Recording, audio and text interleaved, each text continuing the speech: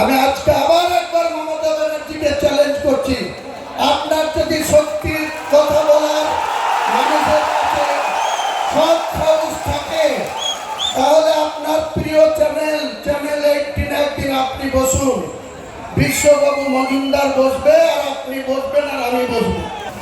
এই 220-কে তুড়ি মেরে উড়াবো, 220-কে তুড়ি মেরে উড়াবো। বাংলার রাজনীতিতে আমাকে বলা হচ্ছে ভোট কাটুয়া।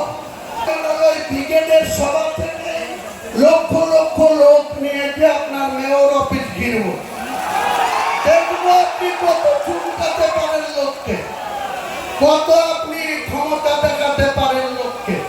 এসব করবেন না আমার সঙ্গে। আমি এমনি খুব ভালো, আমি এমনি সাদা মাটা, এমনি মাছের ঝোল ভাত আর কুস্তুর বড়া খেয়ে আর আলু সিদ্ধ খেয়ে থাকি। তার মানে এই নয় আমার শক্তি মাপতে যাবেন না, জনগণই আমার শক্তি। এই 220-কে তুড়ি মেরে উড়াবো, 220-কে তুড়ি মেরে উড়াবো। বাংলার রাজনীতিতে আমাকে বলা হচ্ছে ভোট কাটুয়া। কয়েকদিন দেখবো, তারপরে তৃণমূলের কিছু বালি চোর, পাথর চোর,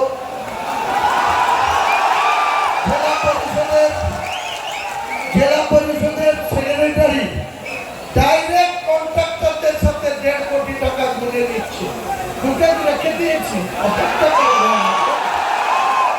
তারপরে 10 লক্ষ টাকা অ্যাকাউন্টে দিয়েছে। এত বড় স্পর্ধা। আর মমতা হচ্ছে সতী সাবিত্রী, নেত্রী হচ্ছে খুব সতী সাবিত্রী।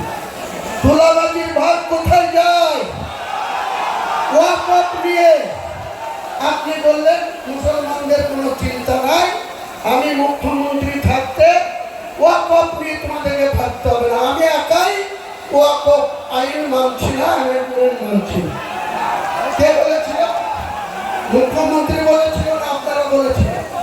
বলেছিলেন। এবং সুতি থেকে, মুর্শিদাবাদের সুতি থেকে 6 মে 2025 উনি পরিষ্কার বললেন, আমি ওয়াকফ নিয়ে এখানকার মুসলমানদের কোনো আন্দোলন করতে দেব না। তাদের যদি আন্দোলন করার ইচ্ছা হয় দিল্লিতে যাক, দিল্লিতে গিয়ে আন্দোলন করুন। আপনার এত স্পর্ধা, আপনি রাজ্যের মুখ্যমন্ত্রী, গোটা রাজ্যের মানুষকে সুরক্ষিত রাখা আপনার মরাল ডিউটি। আপনি সেটা না করে মুসলমানদেরকে এত তাচ্ছিল্য। আপনার বেলার অফিসগুলা, ল্যান্ড দপ্তরের মন্ত্রী আপনি, বেলার অফিসগুলা কিভাবে লুট করছে, ন্যায্য জমি, খতিয়ান মুক্ত জমি, তাদের মিউটেশন করতে গিয়ে 2 নম্বরই করছে। আমি আজকে আবার একবার মমতা ব্যানার্জিকে চ্যালেঞ্জ করছি, আপনার যদি সত্যির কথা বলার মানুষের কাছে সৎ সাহস থাকে, তাহলে আপনার প্রিয় চ্যানেল 18 একদিন আপনি বসুন, বিশ্ববাবু মজুমদার বসবে আর আপনি বসবেন আর আমি বসবো।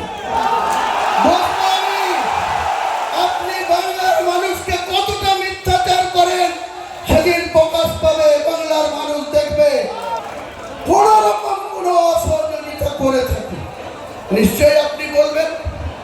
আর আপনি আমার সঙ্গে কতটা মিথ্যাচার করেছেন, কত রকম মিথ্যাচার করেছেন, সেদিন বাংলার মানুষকে একবার নতুন করার একবার মনে পড়াবো, জানাবো।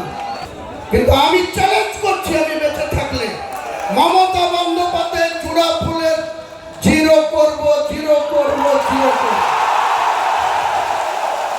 আর ওই করিমপুরে লাট হওয়া নেতা জয়প্রকাশ মজুমদার, ও আমার কাছে রাজনীতিতে নকলযোগ্য না।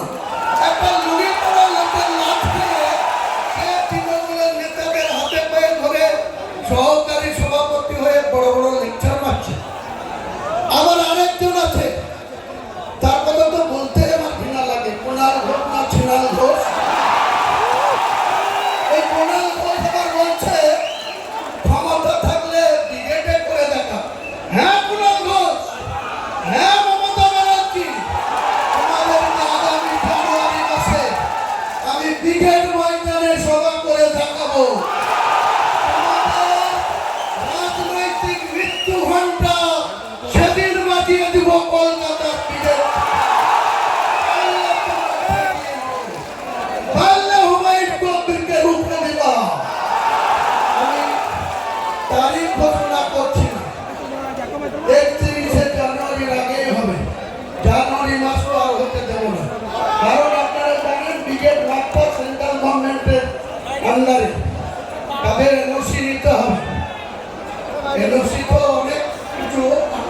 চেষ্টা করবে।